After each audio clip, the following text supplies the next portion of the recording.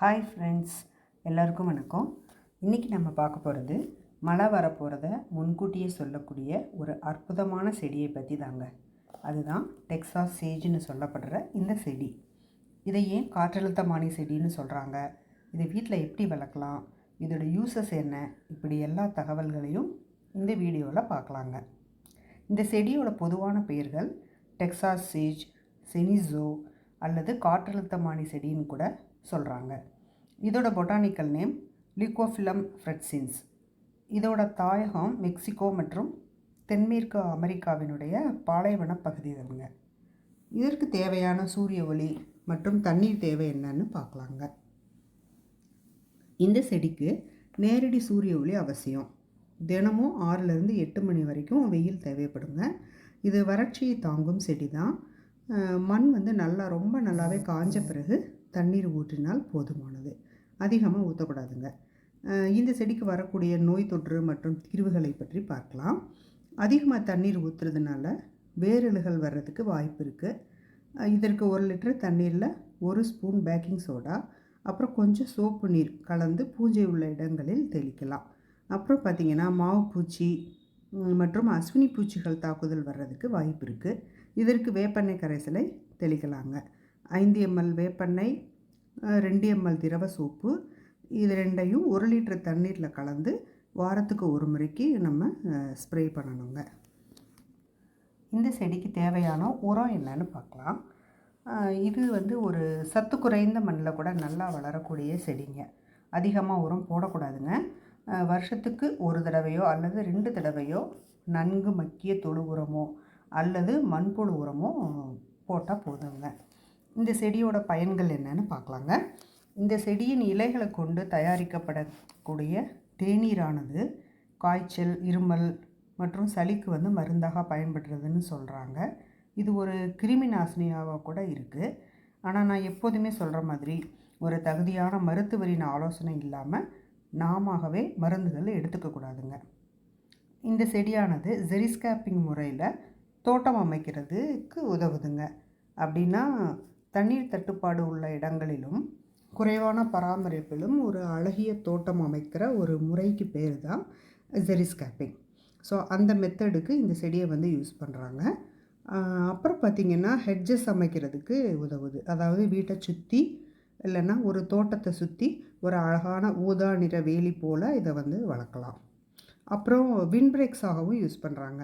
பலமான காற்றடிக்குது அப்படின்னா அதை தடுத்து நிறுத்தி மற்ற சிறிய செடிகளுக்கு பாதுகாப்பாக இருக்கிறதுக்கு ஒரு தடுப்பு செடியாகவும் இதை பயன்படுத்துகிறாங்க.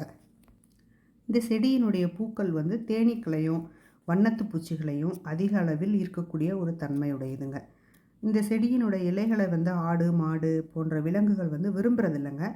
ஆகையினால் இந்த கால்நடைகள் நடமாட்டம் உள்ள இடங்களில் கூட தைரியமாக நம்ம இந்த செடியை வளர்க்கலாங்க.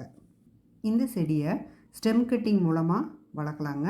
செடியை அப்பப்போ நம்ம ப்ரூன் பண்ணி நமக்கு வேண்டிய ஒரு ஷேப்பில் வச்சுக்கலாம். விதைகள் மூலமாகவும் இதை நம்ம ப்ராபகேட் பண்ணலாம். இந்த செடியில் தொட்டியில் வச்சு வளர்க்கணும் அப்படின்னு நினச்சா 12லேருந்து 15 இன்ச் அளவுள்ள ஒரு தொட்டி தேவைப்படும். மண் கலவைக்கு 1 பங்கு கோகோபித்து, 2 பங்கு மக்கிய தொழு உரமோ அல்லது மண்புழு உரமோ எடுத்துக்கலாம். 3லேருந்து 4 பங்கு தோட்டத்து மண், அதோட கொஞ்சம் காய்ந்த இலை சருகுகள், இது எல்லாமே நம்ம சேர்த்துக்கலாங்க.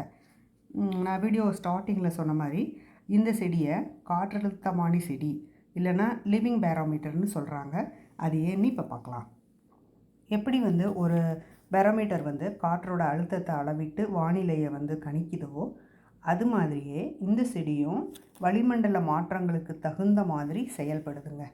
குறிப்பாக மழை வருவதற்கு முன்னரோ அல்லது மழை பெய்த உடனேயோ இந்த செடி முழுவதுமே அப்படியே ஒரு ஊதா நிற பூக்களால் அப்படியே நிறைஞ்சு அப்படியே பூத்துருங்க. ஊதா நிறம்னு நான் பொதுவாக சொல்கிறேன்.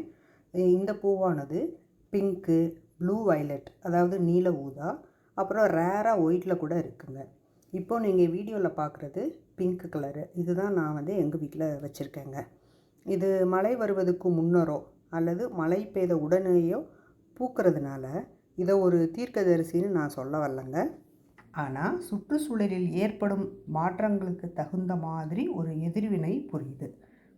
இந்த செடி வந்து பாலைவன பகுதிகளை தாயகமாக கொண்டதால் காற்றில் ஈரப்பதம் அதிகரிக்கிறத உடனே உணர்ந்து கொள்ளும் தன்மையுடையதாக இருக்குங்க.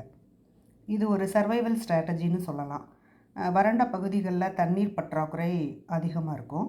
ஸோ எனவே விதை உருவாக்கம் செய்ய இந்த செடி வந்து மழைக்காலத்தை சரியாக பயன்படுத்துகிறது. ஈரப்பதம் அதிகமாக இருக்கும்போது பூக்கள் வந்து பூப்பதற்கும் அதன் மூலமாக மகரந்த சேர்க்கை மற்றும் விதை உற்பத்திக்கும் சாதகமான ஒரு சூழலை வந்து உறுதி செய்கிறது. அப்படி உறுதி செஞ்சு 24லேருந்து 48 மணி நேரத்துக்குள்ளே இது வந்து மொட்டு விட்டு முழுசுமாக அப்படியே பூத்துடுதுங்க. என்ன ஃப்ரெண்ட்ஸ், லிவிங் பேரோமீட்டரை பற்றி தெரிஞ்சுக்கிட்டிங்களா?